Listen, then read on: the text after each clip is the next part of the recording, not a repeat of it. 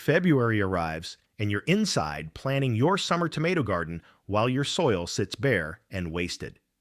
You'll spend the next 10 months buying vegetables at inflated prices because nobody taught you that winter harvest starts with February planting. The modern gardening industry convinced you that February means catalogs and planning, not actual dirt work. They profit when you buy instead of grow. Here's the reality. 9 specific crops planted in February will feed your family through the next winter while everyone else is paying grocery store premiums for wilted produce shipped from thousands of miles away. Indigenous growing systems never stopped for winter. They observed what thrived in cold soil and designed year-round food security through strategic companion planting and succession cycles. You can stop fighting your climate and start working with it. Think about what February actually represents in the natural calendar. It's not dormancy. It's the transition point where soil temperatures fluctuate between freeze and thaw cycles, creating perfect conditions for cold, hardy seeds to germinate slowly and develop deep root systems before spring heat arrives. Modern gardening flipped this backwards. You're told to wait until soil warms up, start everything indoors under artificial lights, then transplant shocked seedlings into summer heat, where they immediately face pest pressure and water stress. Meanwhile, February planted crops spend months developing robust root networks in cool soil with minimal pest activity, zero irrigation requirements from winter moisture, and natural hardening off from temperature swings. You're working against the crop's biological blueprint instead of aligning with it. Here's what most people miss about winter gardening. You're not fighting cold. You're designing with it. Cold, hardy crops evolved in climates where winter growing was the norm, not the exception. They need vernalization, that biological trigger where sustained cold exposure signals the plant to flower and set seed properly. Skip February planting, and you'll get crops that bolt prematurely in spring heat or never develop properly at all. This is why your summer-planted kale tastes bitter, and your fall garlic cloves are smaller than store-bought. The garden center model depends on your ignorance about this timing. They profit when you buy transplants in April and May, premium-priced seedlings in plastic six-packs that you could have direct sown for pennies 3 months earlier. They sell you the illusion of convenience while locking you into dependence. Every February that passes without you planting is another year of paying someone else to grow food you're perfectly capable of producing yourself. Let's start with garlic, because it's the foundation crop that teaches you everything about February planting strategy. Garlic planted in February will be ready to harvest in July, giving you 6 to 8 months of storage if you cure it properly. Each clove you plant becomes a full bulb with 8 to 12 cloves, meaning a $15 investment in seed garlic this month produces $200 worth of organic garlic by summer. But here's where the design thinking starts. Garlic doesn't just give you food. It's a pest deterrent companion plant that protects everything around it through the allicin compounds it releases into the soil. Plant garlic around the perimeter of your February beds, and you've created a natural barrier against aphids, Japanese beetles, and various fungal diseases without buying a single bottle of organic pesticide. One crop, multiple functions. That's systems thinking. The planting mechanics are simple, but precision matters. Each clove goes pointed end up, 4 to 6 inches deep, spaced 6 inches apart in rows 12 inches wide. This depth is critical because shallow planted garlic will heave out during freeze-thaw cycles, and deep planted garlic wastes energy pushing through excess soil. The 6-inch spacing gives you maximum yield per square foot while allowing enough air circulation to prevent fungal issues. You're not guessing. You're implementing a tested spacing formula that balances competition with cooperation. Top the garlic bed with 4 inches of shredded leaf mulch or straw. This mulch serves 3 functions simultaneously. First, it moderates soil temperature swings, so your cloves don't experience shock from extreme fluctuations. Second, it suppresses any winter annual weeds that might compete for nutrients. Third, it breaks down slowly over the next 5 months, feeding soil biology and adding organic matter exactly where your garlic roots are feeding. You've just replaced 3 separate garden tasks with one design element. Now let's talk about broad beans, because they introduce you to nitrogen-fixing legumes that actually improve your soil while producing food. Broad beans, also called fava beans, are one of the most cold-tolerant crops you can grow. They'll germinate in soil as cold as 40 degrees Fahrenheit, and seedlings survive hard frosts down to 20 degrees Fahrenheit without protection. February. Planting means your beans will flower in April and May, when pollinator populations are just emerging and competition for their attention is minimal. Better pollination rates, higher yields than summer-planted beans competing with everything else blooming in June. But here's where broad beans become a cornerstone crop in your winter garden system. Their roots form nodules containing rhizobia bacteria that pull atmospheric nitrogen and convert it into plant-available form. While your beans are growing, they're literally manufacturing fertilizer and pumping it into the surrounding soil. When you harvest the pods in late May, don't pull the plants. Cut them at ground level and leave the roots in place to decompose. Those nitrogen-rich roots become slow-release fertilizer for whatever you plant next in that bed, whether it's summer tomatoes or fall brassicas. You've eliminated the need to buy nitrogen amendments for that space for the entire growing season. The planting pattern matters. Sow broad bean seeds 2 inches deep, 6 inches apart, in double rows 8 inches apart. This tight spacing creates a mutual support structure where plants lean on each other instead of requiring individual stakes. The double row pattern also maximizes your bean production per linear foot, while creating enough density that the leaf canopy shades out competing weeds. After your first month, you won't need to weed that bed because the beans have created their own living mulch system through sheer coverage. Less labor, more food, better soil. Every element performing multiple functions. Onions from sets are your third February essential because they teach you about storage crops and succession planting. Sets are small, dormant onion bulbs that you push into the soil rather than starting from seed. They'll sit dormant through late February and early March cold snaps, then begin active growth when soil temperatures stabilize above 45 degrees Fahrenheit. By planting in February, your onions have 3 extra months of cool weather growth to develop larger bulbs before summer heat triggers the flowering response that ends bulb development. Onion spacing follows the same design-first logic. Sets go 2 inches deep, 4 inches apart, in rows 10 inches wide. This tight spacing forces the onions to grow vertically instead of spreading horizontally, giving you slender cooking onions perfect for storage, rather than oversized exhibition bulbs that rot quickly. Think about it. The closer spacing also creates immediate ground cover that shades soil and prevents moisture loss during the critical spring growth period when your onions are building their root systems. You're designing passive water conservation into the planting pattern itself instead of fighting evaporation with daily watering routines. Here's where onions become a companion plant powerhouse. Their strong sulfur compounds repel carrot rust flies, aphids, and various beetle species that would otherwise devastate neighboring crops. Plant onions between your garlic rows and along the edges of your broad bean beds. You've just created overlapping zones of pest protection without a single spray bottle. The garlic deters one set of pests, the onions handle another set, and the physical diversity confuses pest species that rely on visual or scent cues to locate host plants. Harvest happens in July, when the tops fall over naturally.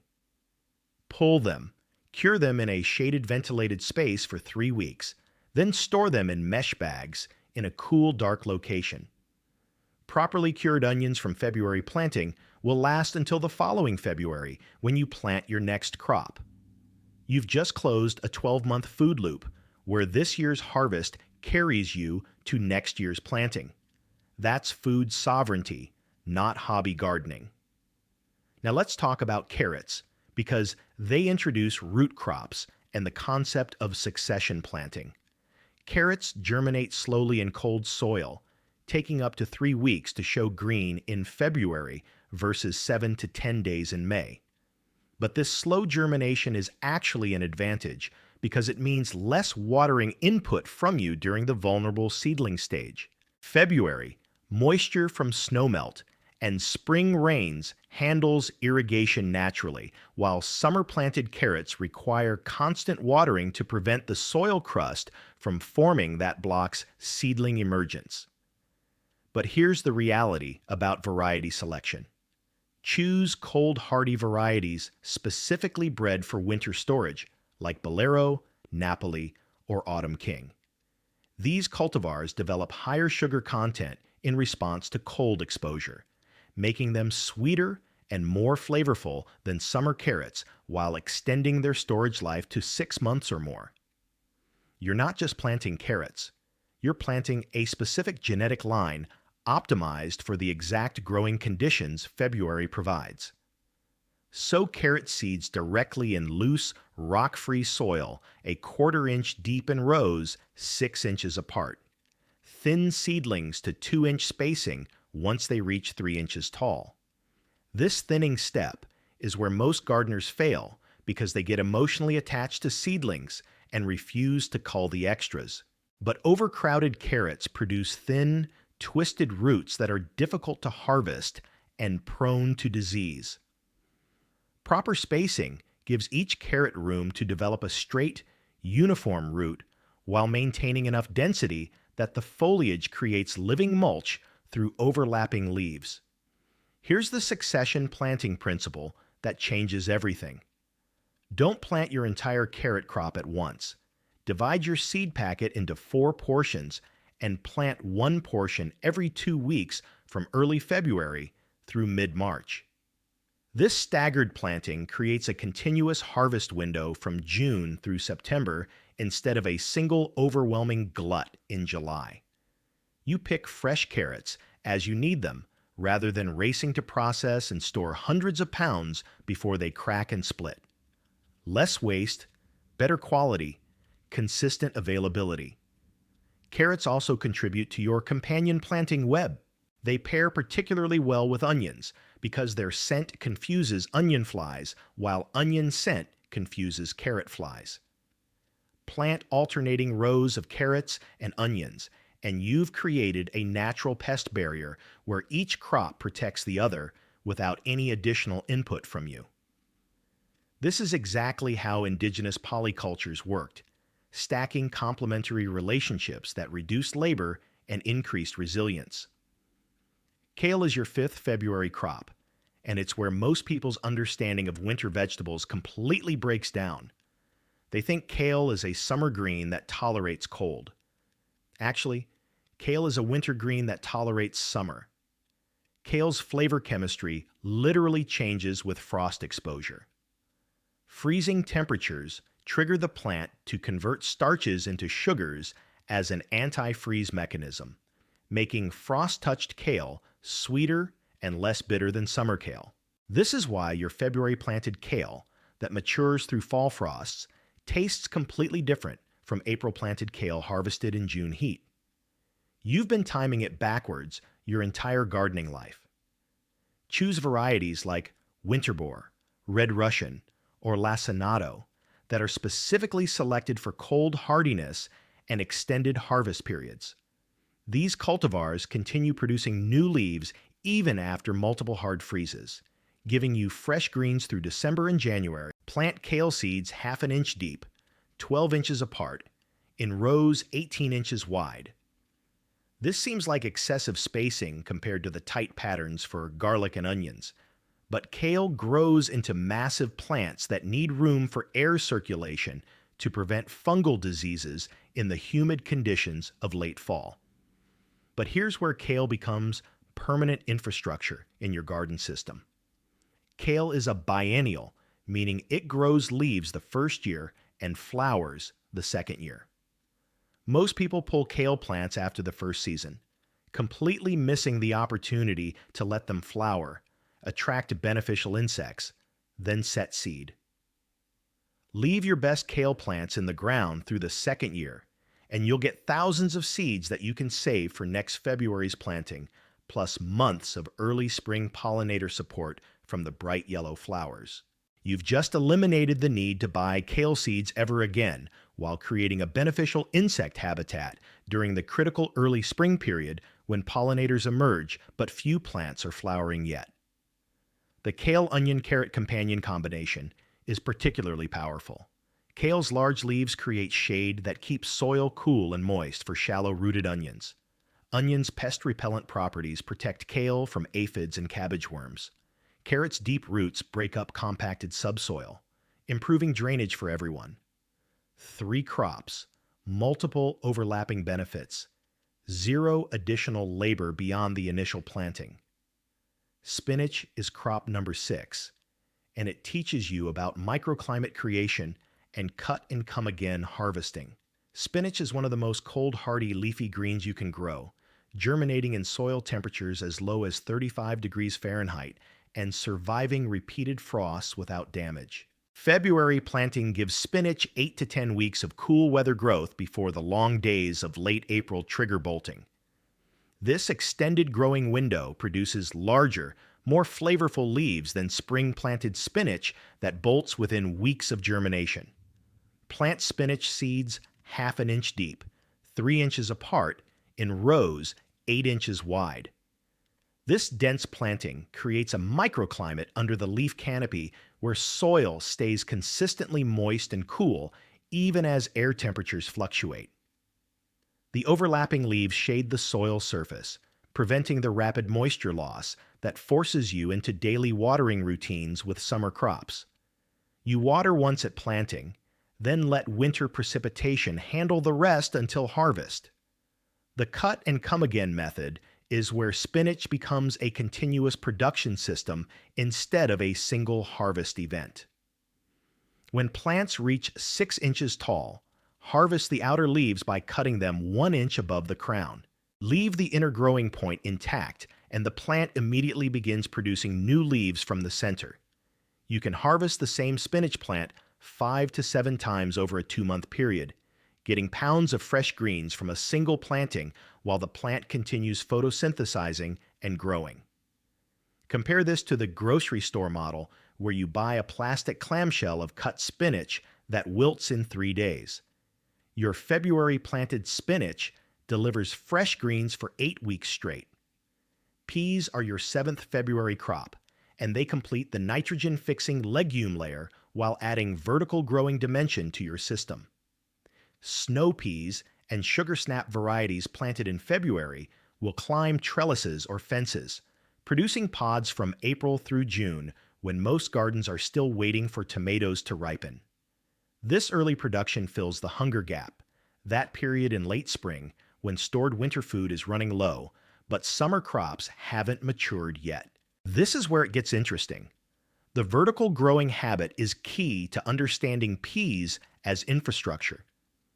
Train them up a 6-foot trellis or wire fence, and you've created shade on the south side that protects heat-sensitive crops like lettuce and spinach from late spring temperature spikes.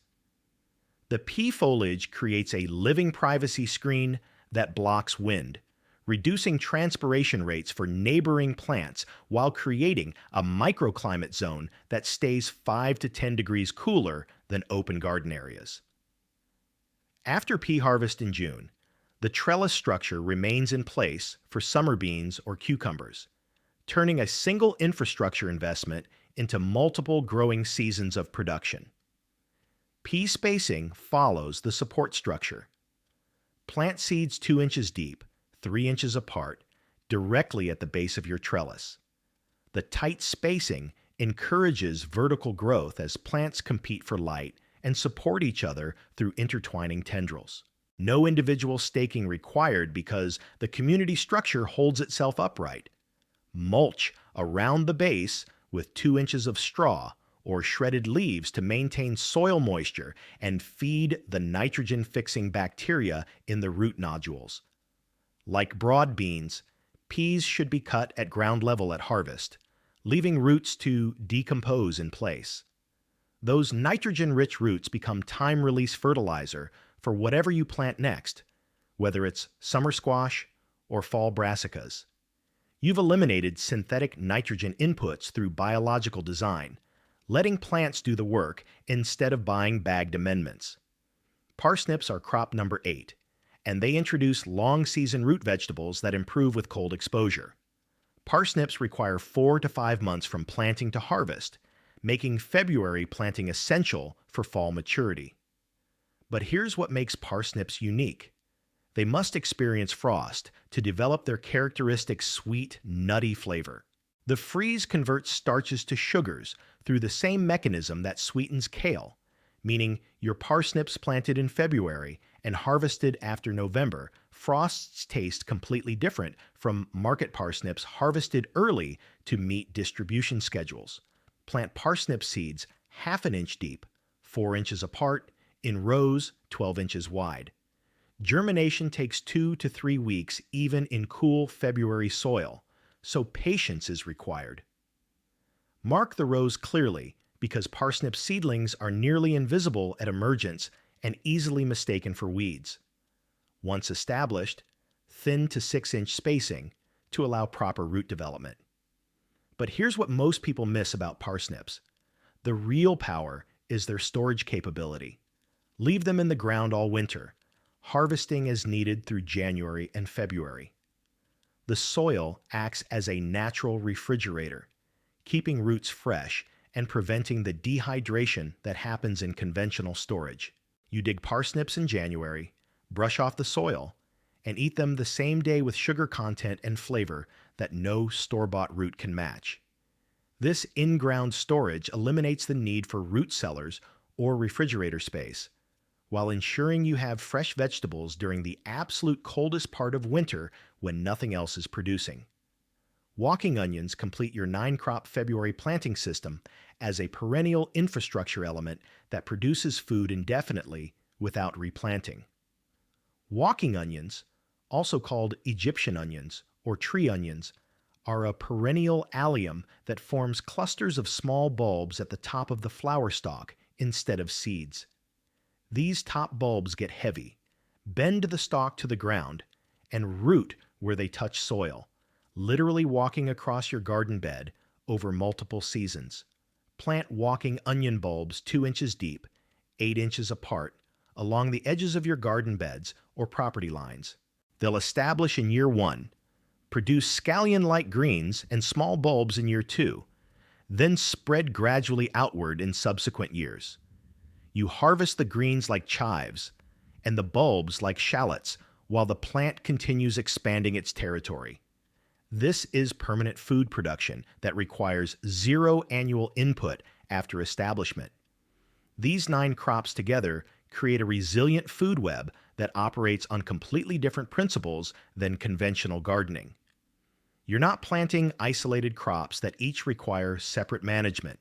You're designing overlapping relationships where garlic deters pests for neighboring carrots, broad beans fix nitrogen for summer crops, kale flowers support pollinators, peas create shade and structure, spinach provides living mulch, onions offer continuous pest protection, parsnips use the ground as storage, and walking onions establish permanent infrastructure. Every element serves multiple functions. Every function is performed by multiple elements. That's how indigenous growing systems achieved reliability without industrial inputs. You don't need all 9 crops in year 1. Start with garlic, onions, and kale. Get comfortable with the February planting rhythm. Observe how these crops develop through the seasons. Save seeds from your best plants. Add broad beans and carrots in year 2. Introduce peas and spinach in year 3. Establish parsnips and walking onions in year 4. By year 5, you'll have a self-regulating system that produces food year-round with a fraction of the labor conventional gardening demands.